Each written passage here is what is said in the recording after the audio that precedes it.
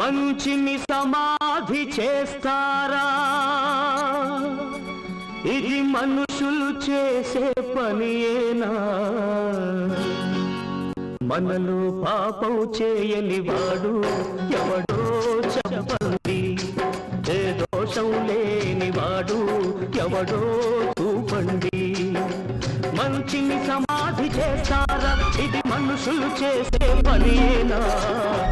మనలో పాపం చేయని వాడు ఎవడో చెప్పండి, ఏ దోషం లేని వాడు ఎవడో చూపండి.